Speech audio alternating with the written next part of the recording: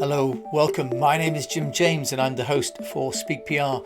And I have been running my own PR firm since this week in 1995 when I moved to Singapore to start the offices of EASTWEST Public Relations. Then in 2006, I moved to China to start the operations there.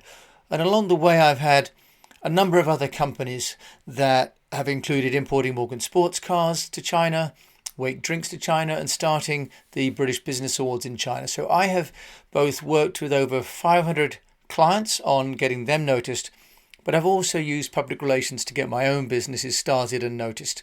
And now I'm back in the UK. So on this podcast, I'd like to share some tips and some technologies that entrepreneurs and business owners can use so they can get their own companies noticed.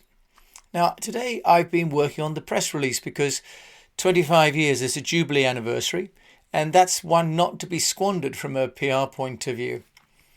Now, it takes me back because, of course, years and years ago, writing press releases was what we did and what I did as an agency day in, day out. And I'm a little bit out of practice, to be honest, because over the years we've ended up working with other agencies to do that, or I've had staff to do it. But I wanted, because this is my own story, and I've talked on our Speak PR masterclass about the importance of stories. It's my own story, so I'm really the best person to tell it. So coming to the practicalities of writing a press release, first of all, we need to have some background information.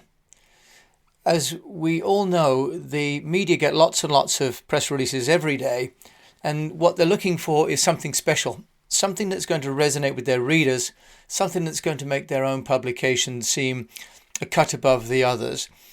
They're not interested in hyperbole and opinion, they're interested in facts because, of course, their readers are interested. We as readers are interested in not the opinions of third parties, but of facts.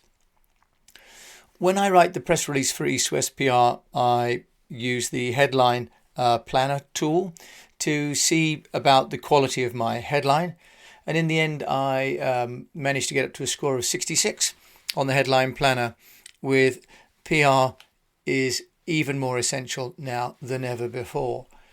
Now, I use the headline keyword planner that I've mentioned in the previous podcasts, and I'll put that link again in the show notes, to get a score of some 66 in the end for this headline.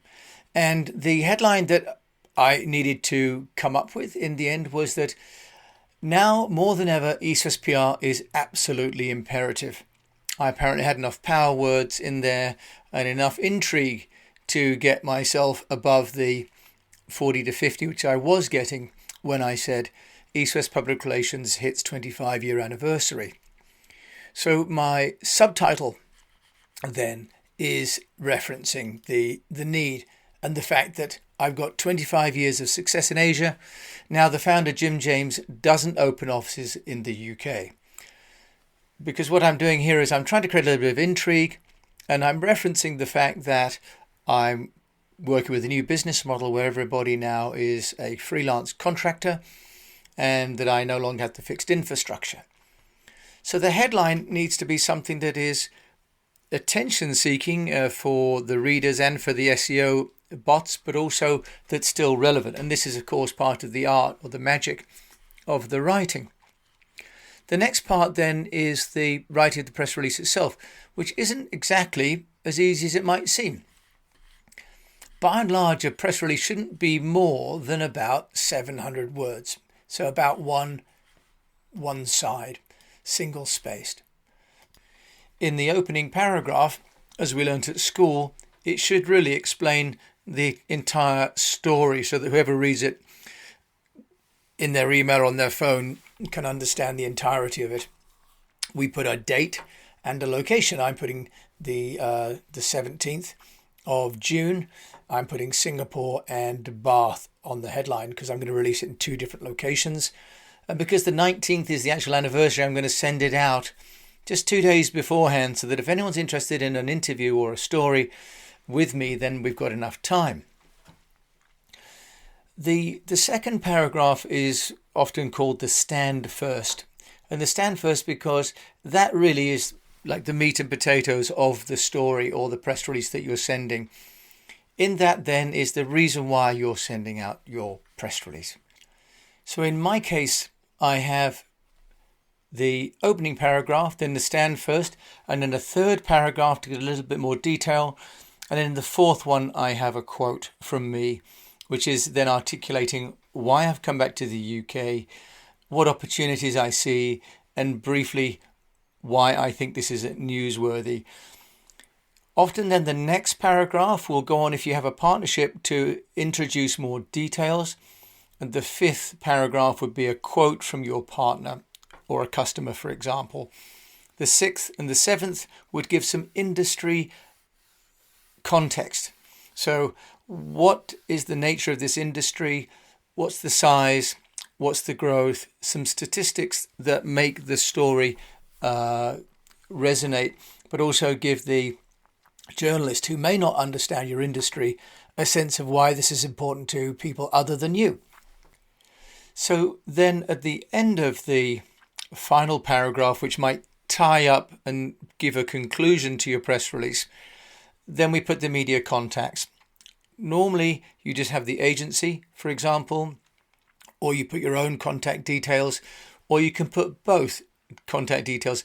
But there's not much point in having an agency contact details and your own contact details, because they might just go straight to you. And part of the operation that the agency will provide is to field those calls for you. Often worth using an alias for your email address. In other words, not putting your actual email address, but for example, PR@ and your company name. This will reduce the amount of spam that you're going to get, because once your press release goes online, if the media channels do issue your press release in its entirety, your email address will be picked up by the spam bots. So that's the first part, is getting your press release written. Not always the easiest thing to do. It then needs to be accompanied by some graphics, and that could be, for example, a company logo, the photograph of the spokesperson, a product photograph, an infographic that you've developed. So when you're laying out your press release, think about the corporate identity. Do you put your logo on the top left or the top right, which are the standard places, with the words press release on the opposing side? And the attachments are not necessarily embedded, because that can make the file size too high, but they are attached, not linked, because the journalists don't want to be opening, or may not open, in fact, the links for security reasons. So what we can do, though, is say that there are press attachments available and explain what those are and where they might be. So that can be the first part, is the press release. Now, the other thing I'm doing for my announcement is I am pitching the media to try and get some interviews. Now, to accompany the press release, we also develop a pitch. This is if you want to have interviews with your spokesperson or yourself. Now, the pitch is a different document and would only be 150 to 200 words. In other words, just 1 to 2 paragraphs long. It's not too wordy, but it has to get to the point. It also has to have a catchy headline. My headline in this particular case is how jumping out of an aeroplane led me to start a PR firm in Asia, and 25 years later, what I've learned about public relations. So the headline actually talks about the first time that I worked in sales and was raising money as a young man to go on Operation Rally. Did a parachute jump to raise sponsorship money and realized how much more lucrative that was than earning pounds by the hour. And so I segue from a personal story, and I have the picture of me jumping out of the plane attached, into being once I'd realized that sponsorship was good, I then managed to get sponsorship and from a company that gave goods away, and got them into the local media, with me basically saying how this local camping store had given me a discount on its equipment. And that leads into my then going to Asia, because I went to Asia on Operation Rally, and then I went back after university to start the agency. And now I'm back. I'd like to talk about the journey of starting companies in Singapore and China and India.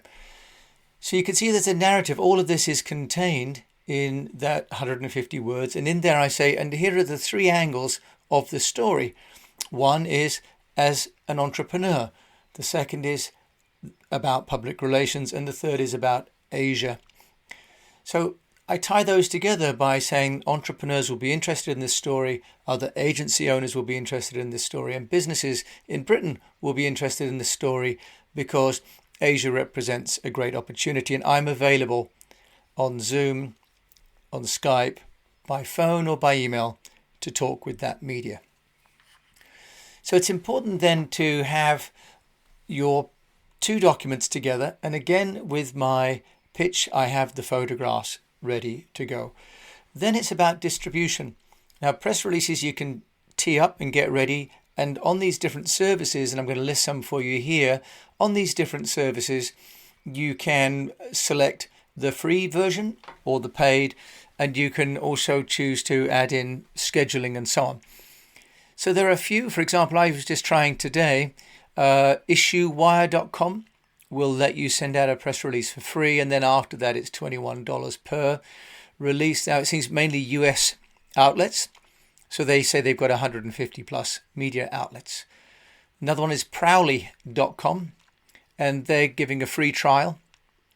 So I tried that and logged in, and they let you log in and find the media, but then in order to see the media contact details you have to upgrade and pay, and that's $210 a month. So these are good if you've got an agency, but if you're on your own and don't have that much volume, you have to start thinking about it. There's one called pressrush.com, and that's some $49 a month or $490 per year. Now, if you're in the UK, you can use some, for example, I've just put my press release out on prfire.co.uk, and they'll publish that for free, but to a limited distribution after 48 hours. If you want to pay £60, they will give you a better distribution and more speedy. So the other one is journalism.co.uk, and for £60 plus VAT, they'll deliver your press release to over 18,000 email recipients, and they'll tweet it to 15,000 followers and share it with 24,000 comms professionals on LinkedIn. Now, the issue is they may or may not be relevant for your business, but that's a scattergun approach. So what I'm outlining here for you is that you create two different documents. One is the press release, which goes to a general audience, and that may be what we call tier 1 media and tier 2 media. The tier 1 media then deserve a pitch, and those are the media that actually you're hoping to get interviewed by. So those will be your top 3, 5, maybe 10 media, where you'll take the effort to research what the journalists have written before. And each pitch then is uniquely written for that journalist, because you need to angle your story according to their editorial emphasis. Now, on a phone call yesterday with this Chinese journalist from CGTN and CCTV who was interviewing a client of ours today, she said it's very good now. In the past, she had a beat and she was only allowed to cover stories where she could go and visit the person she was interviewing or on the same time zone. But she said since COVID, they now have a global remit. So the impact of COVID has been that they've been liberated from their beats, and now journalists like Xia, who lives in London, can cover stories all over the world. So she was interested in my Singapore contacts, for example. So it's really important to spend some time, if you're getting ready to send out press releases, to work on the facts and the figures so that your press release has got some detail. Make sure that you've got good quality photographs, infographics and diagrams, because that is what the journalists will use to assemble the story. And as I've mentioned before in the reports, for example, by Cision on the state of the media, the journalists have really almost no time at all, and they may be getting up to 100 pitches per week. And as the Cision report said, the majority of those journalists say that the majority of what they're sent is irrelevant. In other words, in order to move out of the 100 and be in the top 10 that they might write about in a week, we need our pitches to be accurate and to be informative and to be well supported with other information, so the journalists can take what they like, fashion that into the narrative that suits their readers, but they don't have to go online and do the searching and the formatting and making the colour and the pictures look presentable. That's our job. And of course, this is why over half of the content on the internet and in media now is provided by agencies and by customers and clients, because actually we're all providing the, if you like, the labor and the raw materials for the media to come together and to publish the stories. There are a number of different outlets that you can use. Some are free and some are paid for, and some have freemium models. We need a blend, actually. There is no right or wrong. It's about the scale of your public relations and about the scale of your business. If you want to go to the next level up, there are companies like Cision that have phenomenal dashboards, media contacts, media histories, and they also do the reporting. You can purchase their services on a one-time basis or an ongoing basis. They've become very flexible at this time for their pricing. So this takes us on to the next part, which is the monitoring. It's one thing to send out a press release, but it's another one to know where it's all appeared. So this is where tools like Cision actually have integrated into the suite the media monitoring. Otherwise, you're going to need to go to some monitoring services, and I'll cover those in tomorrow's podcast, and probably over the next few days as I start to see the coverage from my own releases, I'll be able to share with you what's been effective and what has not been effective. But media monitoring from companies like Meltwater, for example, will enable you to see the reach of your press release. And of course, your own individual pitches will need to be monitored and followed up. The media are extremely busy, of course. They've got better things to do than to wait for interesting articles to come as a result of interviewing us. So ideally, if we can, we've got the email, but we've also got the phone number so we can follow up with them to see what they like, if there's anything else we can offer them, and also to schedule a time that maybe not be now, but maybe at some time in the future when our story is of interest to them. As we've written and shared on this podcast and on our newsletter, press releases form the bread and butter of the public relations work. They are the preferred medium of choice for journalists because it's easy for them to file, easy for them to read. It's essential, therefore, to learn how to write press releases or to outsource that using one of the journalists or freelance writers that there are on sites like Upwork, so that the central tenet of your public relations activities is to issue out cogent and well-researched press releases accompanied by compelling pitches. Thank you very much for listening to today's episode of Speak PR. I hope that I've shared some information that you find of use. Do check out our newsletter at EASTWESTPR.com. Subscribe to this podcast. And if you can, I ask you just to give us some ratings on the podcast player that you're using. It really does help to let other people know that you like this, and then it'll be shared by other platforms even more so. In the meantime, I wish you good health, profitable business, and that you keep on communicating.